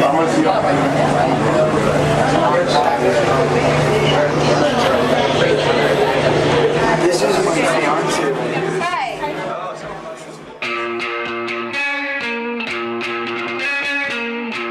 The Two Coreys was never supposed to be a true reality show. It was a controlled, semi-scripted sitcom. We didn't have actual dialogue. The majority of lines were ad-libbed and improvised. But every scene was planned out in advance. Even during the fight scenes, which were scripted, totally made up for television, I started getting calls from the network. The rating for the Two Coreys were high enough. They wanted to reorder a second season. this is it. We're back. And then, right at the peak of our excitement, it all came crashing down. Haim had spiraled so far, so fast, the only way to move forward then would be to scrap the semi-scripted sitcom format and shoot a more traditional reality show. We'd have to film the good and the bad and just let it all hang out. Let the chips fall where they may. Corey Haim, your son, was deeply angry about being abused by someone who was brought into his life by Corey Feldman. Exactly. I had no intention of discussing his abuse publicly. Then, in the very first episode on the second season, he just went for it. Corey, you opening up to the world about me having a knife in my pocket, and the reason I wear this, man, is like to cover up some scars I have, because like I used to cut into myself, because it's a way to feel, I hear. And like mentioning that, you just rip the envelope, man. I'll go you one better. You let me get around in my life, man, raped, so to speak, when I was about 14 and a half, and I'm saying this right now, by the guy you still hang out with, and to tell me I'm 14, take responsibility. You know exactly what I'm talking about. My jaw was on the floor, and I knew the rest of the season was going to be a doozy. So we hadn't talked for a while, and then we do this diner scene, and he's like blowing up on me, trying to throw everything in my face, and I'm like, what are you doing right now? Because we had a contract, and the contract said we weren't going to talk about the molestation. That was a taboo. That was a no boundary, don't do it thing. Your molestation or his? His, both. So that was the look of shock on my face when he goes, what about the time when you let me get raped by the guy you still hang out with? Got and I'm it. like, because it was. It wasn't scripted and it wasn't produced. It was a very real moment. There's a curious verbiage to Corey. He says, I was raped, so to speak. Why do you think he prefaced with that tag on the back end? Well, because again, same thing that I'll say, he agreed to it. And in his mind, him agreeing to it means that he was partially responsible. Just the same as in my mind, I feel I was partially responsible because I didn't say no the first time. I may have said no 100 times after that, but the first time, I said yes. You know what, Corey? You hurt in the process. Not only did you hurt Haim, okay, and set him up. I literally know the person, the big shot that worked on that freaking 2 Corey show. I know you set him up, and you even admitted it was your fault that he relapsed. Because when he walked in, you were all doing lines. here's the truth of the matter. Even though we had this riff, and even though, and that all went to what his mindset really was about all of this, which he finally revealed to me in our, last conversation before we took the year break, which was when he came over to my house with his mom and my ex-wife, and we all had kind of this peaceful dinner. And it was at that point that he let the cat out of the bag and said to me, I did it all for ratings. I have issues right now. Another guy in the world named Corey, that's all. You know how it is when you have an old brother. They were not friends. They were seen in public together. Why? Because Haim understood the biggest money and to put, a roof over your head and food on the table was him and Feldman as a team. When you know that there's an event, the PR person calls the other PR person, you got to get the two Coreys together. They're there for their this red carpet, that red carpet, this party, whatever it was. But it wasn't like one guy called the other one and said, hey, dude, I'll be over in 15 minutes to pick you up. Went to the event, took the pictures, did the PR, stayed for a few minutes to talk to some people. Out the door he went. The last 2 years before Haim passed away, he's living in an apartment building. Feldman was there one time to pick him up to go to the Playboy Mansion so they could do a promo press thing there, whatever. I love it! Being at the Playboy Mansion. This is Corey Haim's first time at the Playboy Mansion. I feel like a virgin. I'm bringing him up here for the first time to indoctrinate him into Hef's world. Feldman called my kid and he said, he started crying his crocodile tears and he said, my wife just left me. I have no friends. I'm very lonely. even though my son didn't really want him around, he said, okay, why don't you just come over if you're that lonely? And he said, okay, do you want to go to the Playboy Mansion? You know what? My son has been dying to go there for years and years, and finally he said absolutely. He really wanted to go, and that would have been his one and only time. Who shows up is Corey Feldman. And he walks into our place with a big fat joint. And Corey and I just looked at each other, and he gave me the knowing look. I know, Mom, I know. Okay, don't worry about it. They leave, and not long after that, we see a cab. Who pulls up but my kid? We were wondering why he's home alone so early. So he comes in. He was very, very, very upset. And we're going, what happened? Why did you leave so early? Didn't you have a good time? He said, you know what? Corey Feldman started doing drugs. He started doing Special K. I said, what is that? He said, I don't know. He explained to me. I can't even remember what that is. But anyways, he said he's doing that. And I knew that he wanted to set me up. I don't want to be set up again. And I just decided to get a cab and just come home. I've always believed that Feldman was jealous of Haim. Haim had a good relationship with his mother and his father. And Feldman didn't feel that he had that relationship with his. He knows what kind of a relationship Corey and I had. He knows really well. I mean, being jealous of the tightness that Corey and I had, like we were each other's rocks, and he dares challenges me. Corey Feldman, get a fucking life and go get a job, okay? You're pissing me off in a big way. You know, acting chops. You've got Lucas, you've got Silver Bullet. Even the TV movie that I did with him, A Time to Live, Corey Haim is the star. Amazing chops, amazing talent. It's not what Feldman had. At this point in my life, I've established my own identity to the point where I feel comfortable hanging out with a guy that happens to have the same name as me. Really, it's not good. Me around you is detrimental for my health, man. You're really, really, really, really up in your head, kid. And I really don't want to be your friend anymore. I can't. It's not that I don't want to be, I can't. Well, that's where it's at. I can't. Feldman really was detrimental to his health. He made fun of him. A particularly unkind reviewer once referred to a bloated, overweight Haim as looking like a fat lesbian. It was a very, very cruel thing to say, but it wasn't entirely untrue. He used every opportunity he had over the years to just go out there and say that Corey's on drugs, Corey's whatever. My son had plenty of opportunity to do that about Feldman, and he never did. Many people, fans of the two Coreys, even seem to be under the misconception that we never spoke again. But Haim reached out to me. In 2009, he told me his mother had just been diagnosed with cancer. He had cleaned himself up and moved Judy in, and he wanted to mend things. Haim was incredibly supportive in the months following my divorce. He spent a lot of time with Zen, and he doted on his mother. Over the next few months, we grew closer than we had ever been. Man, I just want to say, I can finally see the world through your eyes, man. And it's a beautiful place. His ex-wife actually called me, and I was very surprised because I was ready to hang up on her because I thought the way they treated him on the reality show was absolutely disgusting. She wanted to make amends, and I said, all right.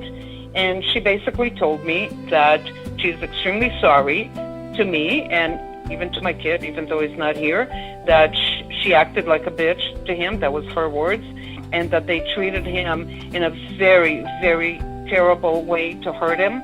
And she told me straight out, we pointed the fingers at him, so the onus is not going to be on us. We were ourselves on drugs at that time. And she got herself well, and I had a lot of respect for her for actually calling me and apologizing and making amends, and all is forgiven with her. Corey and I were goofing off like two children with our glasses off, talking about old times. I'd given a hat to Corey for his birthday that MJ gave to my son. Yes, my son was around MJ, and no, MJ never assaulted my son sexually, ever. I even left him to go to the bathroom. I left my little baby boy with MJ. Yes, I've been at Neverland. I never saw Schwartz at Neverland. When members of the Santa Barbara County Sheriff's Office searched Neverland in the fall of 2003, they seized reams of pornography, but they found absolutely zero child pornography. Child actor Corey Feldman speaks out against Michael Jackson. The interview aired in February 2005. First of all, I ask people to put themselves in my shoes. You know, you're a kid who has endured sexual abuse, and during those times, I'm looking to somebody like Michael Jackson as a friend, as a big brother figure, and he was that person to me. However, as you're friends with this guy, all of a sudden you start to hear more and more accusations being thrown around by various people, and it comes to a point where, as an advocate for victims, as an advocate for changing the statutes of limitations to make sure that victims' voices are heard, it becomes impossible for me to stay virtuous and not at least consider what's being said and not listen to what the victims are saying. I couldn't remember saying anything that seemed at all that groundbreaking. I did admit that Michael had once shown me a book filled with pictures of adult genitalia affected by venereal disease. That happened in his apartment in Westwood, en route to our overnight undercover adventure at Disneyland. I don't want to be perceived as I'm here to defend Michael, because I can no longer do that. I cannot, in good consciousness, defend anyone who's being accused of such horrendous crimes. But at the same time, I'm also not here to judge him, because again, he didn't do those things to me, and that was not my experience. As a father, I would never have agreed to send my kid to an overnight at Neverland Ranch. That was just basic common sense. Any place that has that kind of controversy swelling up in the public eye is probably not the place to send your child. By indulging his inner child, by building a sprawling home and calling it Neverland Ranch, Michael had become a caricature of himself, and he often thought of himself as a real-life Peter Pan. When you think of Peter Pan, you just don't imagine that he's got porn and some booze stashed out in the back of his shed. Because I'd gone on record so many times before in support of Michael, and because it seemed as though I had suddenly changed my mind, neither the defense nor the prosecution believed I would be a viable witness. Hee hee! Woo! Hi, I'm almost 30. My name is Corey Feldman, and I rarely play an instrument. Here's what I'm going to do. I'm going to go make a whole other band, not put my name on it, not put my face on it. It's going to be called Truth Movement, and maybe if I just put out music as a piece and it's art and I keep my name away from it, I can see what people really think. On my Truth Movement album, a lot of people have called Truth Movement similar to Pink Floyd, a sister band to Pink Floyd. Pink Floyd's own websites said that out of all of the thousands of albums that they've received through the years, which say that they have a Pink Floyd sound, our band is the only one that ever got it right. I really did everything I could to keep it as authentic as possible, as an extension or a sister band or whatever you want to think of it as some connection to my tribute to Pink Floyd without stealing from them in any way. My band is called Truth Movement for a reason. I do everything in the name of truth. My movie was called My Truth. So I believe in truth. Truth is my strongest moral guiding light, you know. Breaking news from Los Angeles, where 80s teen heartthrob Corey Haim has died from an apparent overdose. Police say there will be an autopsy and that there is no evidence of foul play.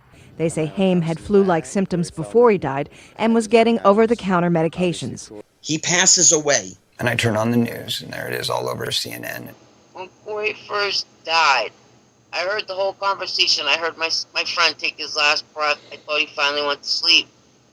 I had sent Corey a prepaid phone because his phone kept getting taken away. Corey was sick for the few days past before he passed away. He was running a high fever, wasn't feeling well. He also was taken to a pharmacy and filled a bottle of pain pills. None were found in his system. I'd love to know where those pills went.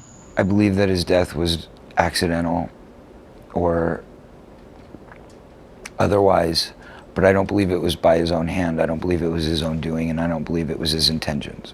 I don't think this was a suicide, and I don't think it was an intentional overdose. The Los Angeles County coroner says actor Corey Haim died from pneumonia, not a drug overdose. The 38-year-old died March 10th after collapsing in his mother's apartment. I spoke to Haim every freaking day, and he would call me anytime he wanted, and he'd be on the phone for hours. I didn't expect to hear my friend take his last breath, which I thought he was finally asleep. The first thing that matters to me is I got to get to Judy. That's the only thing I can think of is poor Judy, poor Judy, poor Judy. I got to get to Judy.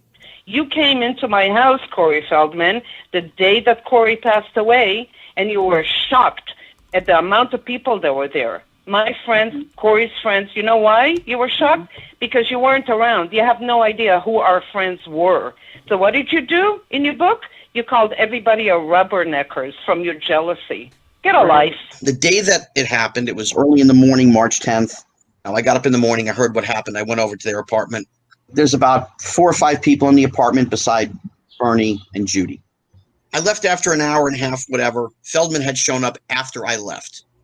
I got back the next day, and Bernie pulls me outside to the little patio, and he proceeds to tell me about an hour and 20 minutes before I got there, Corey Feldman showed up and offered the family $250,000 to shoot the funeral in Toronto, edit it into the second season of Corey and Corey, the reality show, re-release it on television, get another year of airtime, and get better residuals out of DVDs. The body is still in the coroner's office. Well, they threw him out. I mean, they got pissed and they threw him out. Corey Feldman goes on Larry King, and they're talking about this and that, and he asks, Larry King asks him, "Are you going to the funeral?" Mm-hmm. Now, if he was any kind of a human being, he would have said, "You know what, Larry? I just went through my divorce. His second wife had filed for divorce, and he had no money. Not even a credit card to put down." Corey Feldman offered to pay for that funeral. You did not see Scott Schwartz offering to pay for anything. Why you were not present at your best friend's funeral? Sure. The bottom line is it hit at a very hard time financially. I was not able to buy a plane ticket. That's the truth. Instead, he came up with, "Oh, no, you see, the family asked me not to come to the funeral because it would have been a media spectacle." As if he's Michael Jackson. He leaves Larry King, and him or one of his people called TMZ, "Hey, I'm going to Sunset Tattoo Parlor. Come over and see me get a tattoo of Corey Haim." Corey! I see you're getting a tattoo today. Yes, indeed. What are you getting? I mean, Corey Haim's funeral is today, isn't it? Yes, Corey. And you didn't go to Toronto? No, I couldn't go because there was too much press. I was trying to avoid you guys. Well, what are you getting? You're getting a tattoo. What is this? Can you tell me about it? 222 represents Corey Haim. On the day of his funeral, I felt that I should mark him on my body forever. And he had a 222 on his body as well. So now we're matching. Remember 222, the Two Corey song that we did? You hated his his dead friend tribute? Yeah. Why did you hate it? Made me it? uncomfortable. Did he ever get fucked up? The whole way that he represents Haim is so disgusting. And it just always felt like he was trying to capitalize off of the other Corey, you know? Yeah. Is he doing it because it's his best friend, or is he doing it because he's getting the play and sympathy and the TMZ thing? It's publicity. Oh, absolutely. Okay. Feldman is a profiteer. This is what he does. Yeah. He has to make money on everything. Yeah. I don't care what he does. He has to make money, even on the death of his supposed best friend. Scott Schwartz, let me tell you something about yourself. You have not changed since school. No, not one iota. I didn't see Corey Feldman on television. His body wasn't even cold, and you took advantage of Judy. You took advantage of a woman who lost her son and sold his stuff on fucking national TV, and his body wasn't even cold. Judy started cleaning out Corey's bedroom. She's putting stuff in bags. she's gonna throw out this stuff. She's gonna donate this to Goodwill, whatever. And I said, listen, you don't have enough money to bury this kid. You don't have the money. I said, give me the stuff. I will put it up on eBay. I will sell it for you. I will say it's coming from the Haim family. It's authentic. So she put it up on Access Hollywood, the little thing that they did. It helped get sales. It helped get them a nice chunk of money to help bury Corey and have a nice stone. Took advantage of you, Judy. I really wish you'd wake up and see that. That's mysterious. I'd still like to know where that phone is that I sent Corey. Because allow me to tell you, it was fully charged. So I heard Judy call 911. I heard her screaming. And obviously, somebody has that phone. I don't know who's got that phone. Maybe Schwartz sold that too on eBay, for God's sake. Who knows? I told Bernie and Judy I would be there by September 1st. This is March 12th. In August of that year, I was making my plan, and I picked up the phone, and I called Mr. Feldman. And I said, hey, have you gone to see Haim yet? And he says, oh, well, yeah, whatever. But, I'm just really busy. Naturally. This is his best friend in the world. Yep.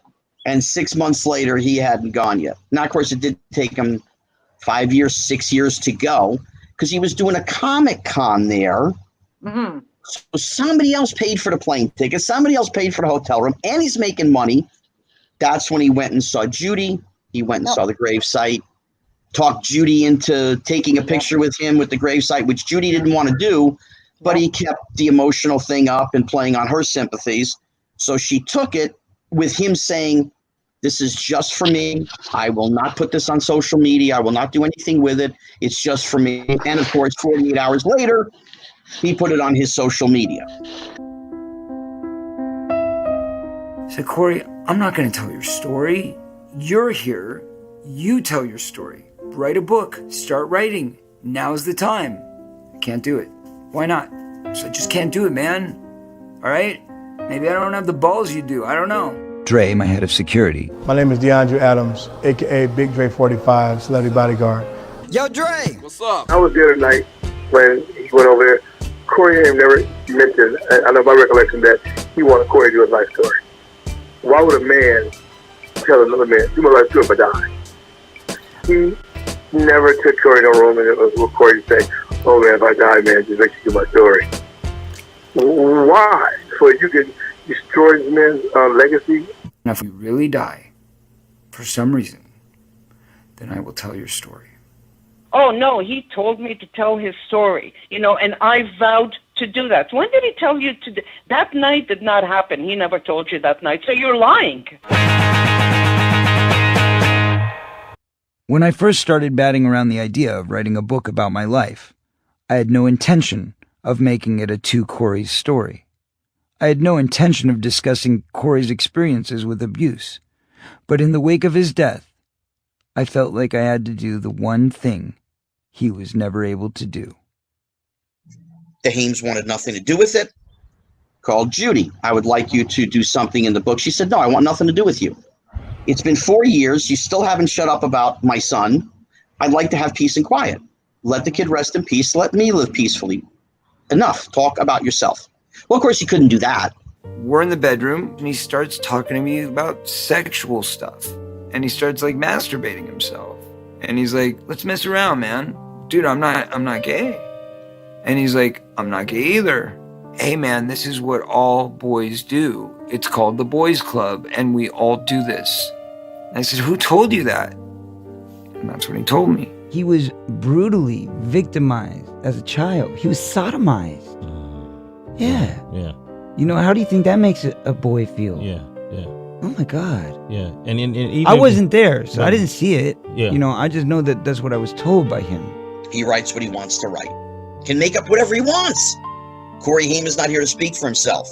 Well, when my son passed away and Corey Feldman was ready to write his book, He told me on the phone that it's payback time. Corey Haim's mom has been coming out against me, saying that I'm making up lies. Even though all this stuff is public record, Corey himself said it on the first episode of the second season, 2 Corey's. He said, I was molested. You know about it. Like, what? Really? Yeah. Okay, then she's trying to say because I said, he made some advances towards me when we were kids because he was confused, and I am very clear about that fact. That does not make him gay. Even if he was, God bless, nothing wrong with being gay if that's what you're into. Yeah. But I'm not. But that's cool, whatever. And he wasn't either. He was confused. He was a bit twisted. And I had to go over to his house, and he had it on regular paper. He had the book. It wasn't even written yet. It wasn't even completed yet. And I got 3 paragraphs in, and all I see is Corey Haim. And I'm thinking, if you're writing a book about you, why is the first 3 paragraphs Corey Haim? And then a couple of years later, it was a TV movie, and it's using Corey Haim's name. And they called Judy. She wanted nothing to do with him still, and he's still continuously going on. And it's like 6 years now, 6 years, 7 years, whatever it is. Wants nothing to do with Feldman. So now he's been spurned by her twice. Corey Feldman is the only one that is trying to make money. Not trying. He is making money off of my son's name without permission. He can say whatever he wants. They can put whatever they want. You've said that this film is the G-rated version of an X-rated story. That's very true. How watered down is this version? It's very watered down. It does veer you from the truth. What you see in the film as the ideal of Corey being taken into a trailer by a guy in a suit, that's not really how it happened. But that's how the lawyers made me say it happened. How did it happen? Well, I can't say exactly how it happened because I wasn't there. He's hiding behind my son because if he talks about Haim a lot, and he does, about Haim a lot, and I'm going to expose my best friend's rapist, and I'm going to expose, and then he goes, and then it's very obvious that he doesn't really have to talk about himself anymore. His own, shady life and everything else, or exposing pedophiles. There's a lot of stuff that is really, really fishy.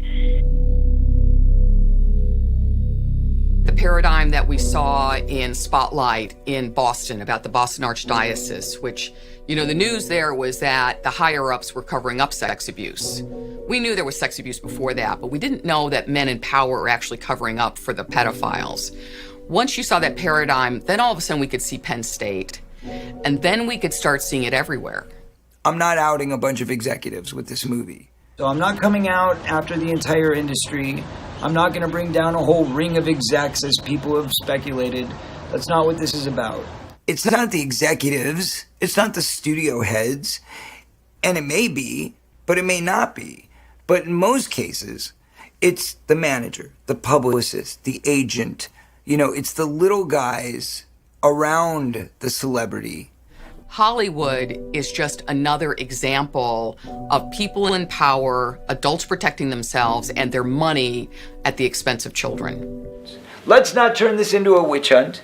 Let's not make this about, maybe it's this guy, maybe it's that guy. It doesn't matter. I worked my whole life to get my music career happening, and then I finally get some top 40 hits. I finally get real recognition. We're finally selling out, venues all over the country. And that's when the whole Me Too thing started. And it was like when it landed, it was like all of a sudden in literally 3 days, I went up 10,000 followers on Twitter, and everybody kept repeating the same thing. Now's the time, name the names. And I'm going guys, I'm on tour. I don't want to be dealing with this right now. I want to be dealing with my tour because that's what I'm here to do. I did hear you say that you will not name names based on the fact that you did not see it with your own 2 eyes, and I applaud your ethical fiber for that. If your goal is to protect other children and to stop this from happening, why wouldn't you release all the names? We are in totally new waters now. When you say something, you're believed in a way you weren't before. Okay, and that's now nice of you to investigations say. So when the lawyers come after me and they start arresting me, are you going to be there to defend me? Are you allowing kids to remain in danger by waiting? And I don't mind somebody monetizing something, but are the people who you might name still abusing kids, or are they people who are not putting kids in danger at this point? The problem is a lot of people just don't understand how the system works. That's really the problem. There's no such thing as me waiting and, this hypothetical idea that like the longer I wait, the more kids are going to get abused. It doesn't work like that. See, everybody wants to put the blame on me. Why aren't you putting the names out there? Why are you protecting them? I'm not protecting nobody. You guys need to know what's up. How Like, old, that's how not old the were case. you? Whose responsibility is it?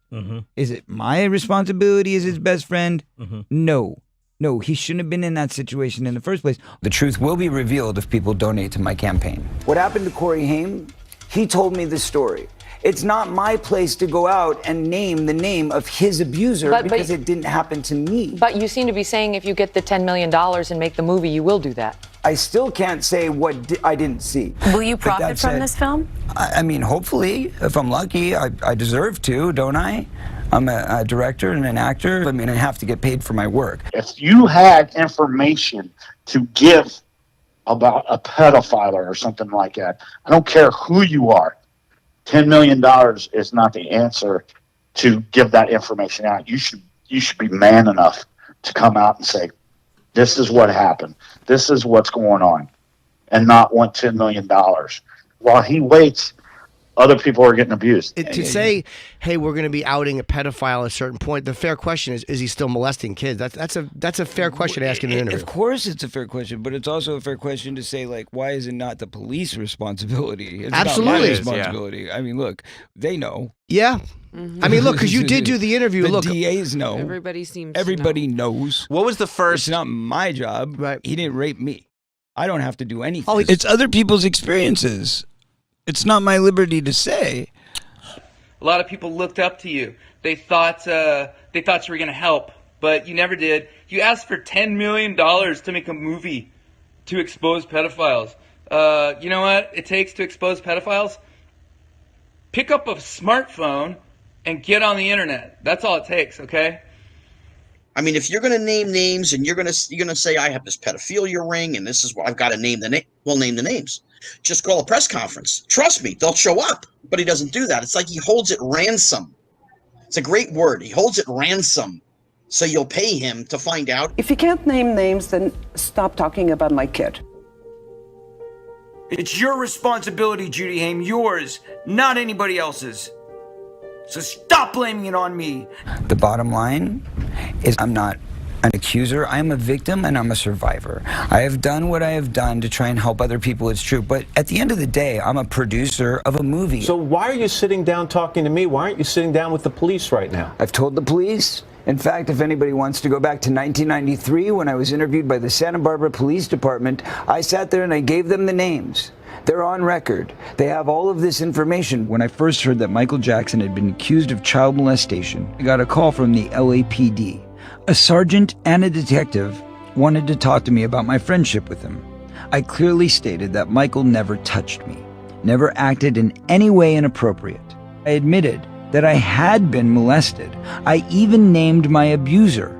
The sergeant, peppering me with questions, breezed right past that. She didn't seem the least bit interested. You've claimed that you spoke to them about your abuse in 1993, just to be clear. It's on record. And you named names. I listened to the recording. I did not hear the names in the recording. Because they turned the recording off during that part. But I did hear you speak to them, so we know that actually happened. Know that I reported I was molested. Here's what they said. I'm quoting them. We're aware of the statements that Mr. Feldman is making regarding an investigation in 1993. Our records do not indicate that he named any suspects. They want you to reach out to them. Today is the first day that they are acknowledging that they've spoken to you? Well, it's the first day anybody's, I think, gone to them for a comment. I'm being treated as if I'm the abuser. I'm being called a sham, a shill, a scam artist, a user, a rapist. I've been called that. But there's so much hate. And you know why? Because they're changing the story. That's why. They're changing the conversation. They would rather that you're focused on trying to blame me for charging you for a movie. Even though that's what we do. We spend our money to make a story and we put it out for public consumption and you pay us back. That's how the business works. It's a business. That's how we make our survival. Okay? It's not a sham. It's not a scam. And they tried to say that it should be seen by everybody if it's important, but there's nothing useful in it anyway. We already knew the names. I don't care. I think he's legitimately opened himself up for criticism because of the overlap between personal gain and a crusade to help other people. But at the same time, a lot of the people who support him don't care. They want to see what he does. They want to see if he can actually help people. I'm here to tell the truth. Okay. I'm here to spread the truth. And until the truth has been heard in every corner of the world, I don't feel that my work is done. You want to talk about the truth? Okay, well then let's talk about the truth. I was being molested at the same time by somebody else. What'd you do? What'd you do? Talk to you about it. You talked to me about it? Yeah, sure. You told me while I was sleeping, this happened. I'm like, dude, right. You weren't sleeping? Yeah, I was sleeping. Tried to talk to you about it. Yeah. Sure. Were you sleeping? I was awake, Corey. I was very aware of what's going on with me. One of those parties at Alfie and Bobby's house is where I met Dominic Brasha for the first time. And the reason why, so this was a little later, this was probably now, when I was 13, but I remember meeting Dominic, and at that point was when I told him my next movie was going to be Lost Boys, and I told him that Corey Haim was going to be in it. And that's when he said, ooh, Corey Haim, I've got a big crush on him, or, I think he's just so cute. We know that my brother was abused by somebody, and we do know who that person is. I mean, I knew Corey Haim since 85. There was a time, early 90s, 93, 94, and we lived in the same apartment building together for a year. And I was at his place one day, and I said, dude, something's just not right. I know you better than this. You're not your normal, cheery, laughing, joking. No, I'm okay. I said, dude, come on. It took me about 10 minutes, and then finally he said, okay, this is what happened.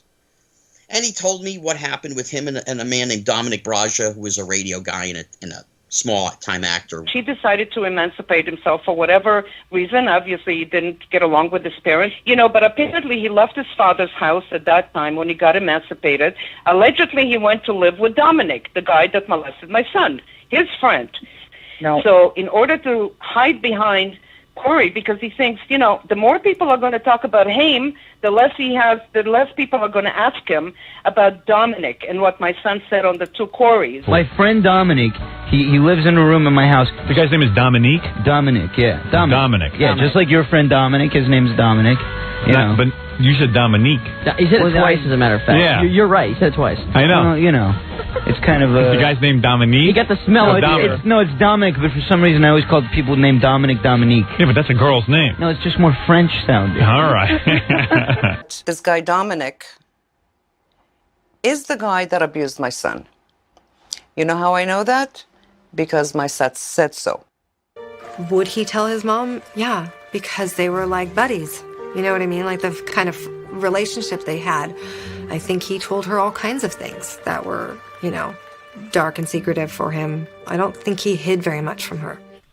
I mentioned in some interviews and on Dr. Oz Dominic's name because my son mentioned Dominic. He told all his friends about Dominic. I exposed Dominic as well as my son did. And trust me, guys, if it was anyone else that I've ever heard, it's funny, no one in Corey's life ever heard the other name that Feldman is accusing.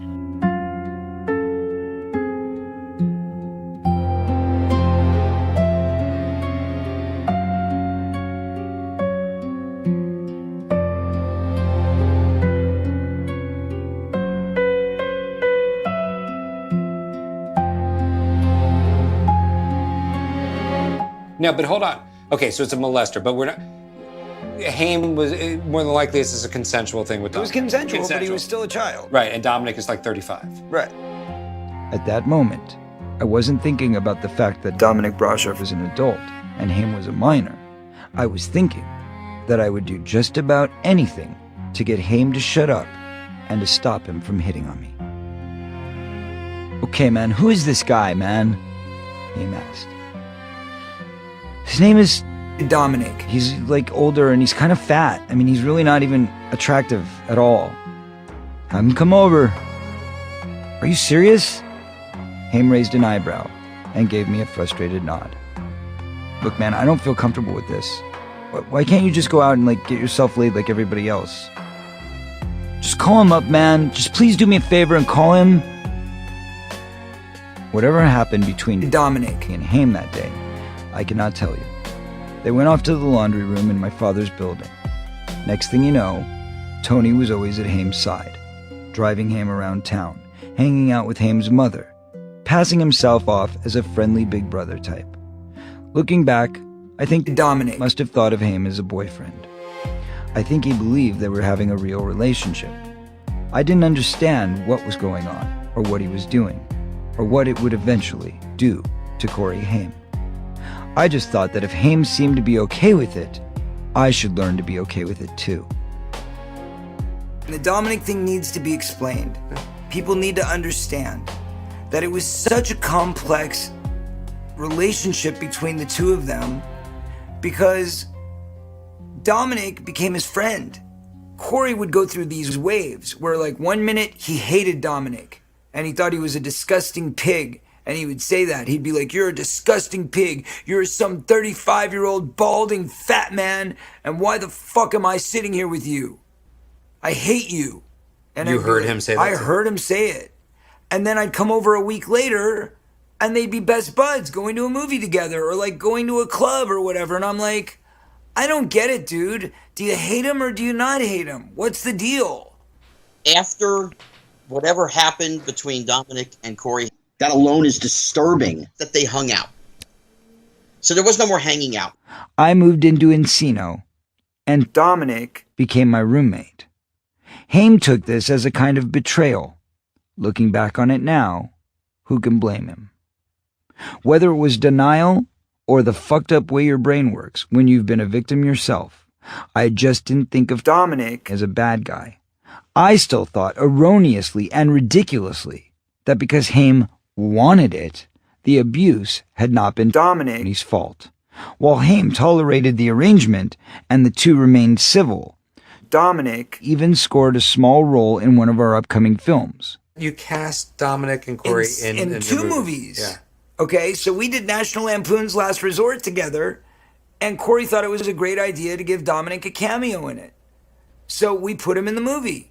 That was our decision mutually to help him out and give him the spot. And then, of course, as soon as he's on the set, Corey's like, "Why is he here, man? I don't want him here." Like, "Well, you told him to hire him. What do you want to do?" And he's like, "No, man, that was your idea." And I'm like, "No, it wasn't." Corey Feldman is putting together a movie called Busted. And it's a cop movie, it's a comedy, whatever. He puts the guy in the movie with Corey Haim, knowing what he did to his best friend. I had told Corey, of course, this is the cast. He knew who was in the cast. Dominic was my roommate at the time. How are you friends with this guy? How do you possibly not want to just hang him by a noose somewhere, put a bullet in his head? No, you're going to give him work because you're his friend. Feldman is a producer. He's directing, and he knows what happened with Dominic and Haim. And there was a fight on the set. There was an argument. Haim grabbed Feldman by the throat and threw him up against a wall or whatever and told him, "What's he doing here? What are you, crazy?" And it didn't come to blows, but Haim walked off the set. I wasn't there. I didn't see it, but I heard what happened. Yeah. From many different people.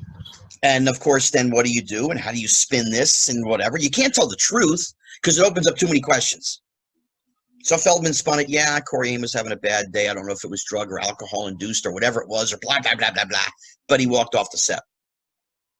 There's the spin. Finally, around right after Busted is when it really seeped in. And I said, "You really are serious now. Like, you're not going back anymore. You're done with it. Like, you really don't like Dominic anymore." And he's like, "Man, you know, it hurts me that you're still friends with him. It hurts me that you're still hanging out with him." And that's when I told Dominic he had to get out. There you go. And I moved. I moved in 95. I got my own apartment. I kicked out Dominic. And that was the last time I ever hung out with him. Feldman is the one who introduced Dominic to Haim, and they were friends previous to and after. He was friends with him all the way through until Dominic's passing, from what I understand.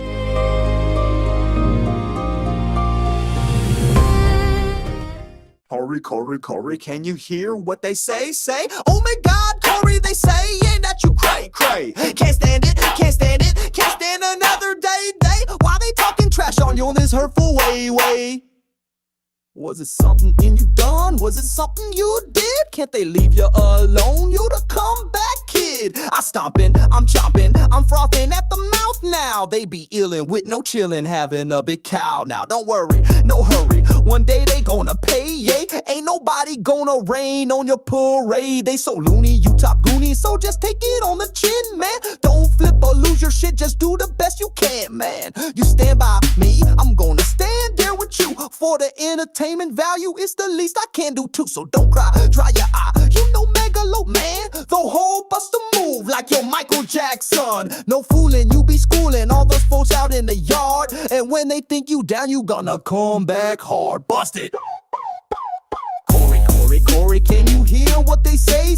Oh my God, Corey, they saying that you cray. Can't stand another day. Why they talking trash on you in this hurtful way?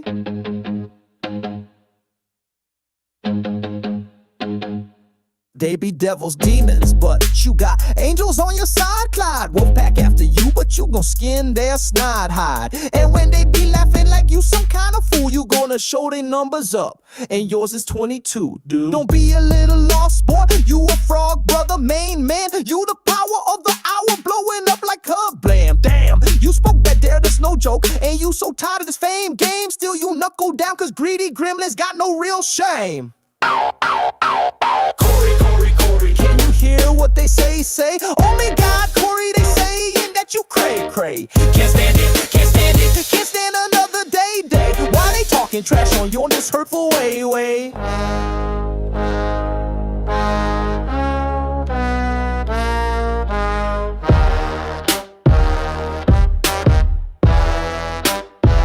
That's all, y'all.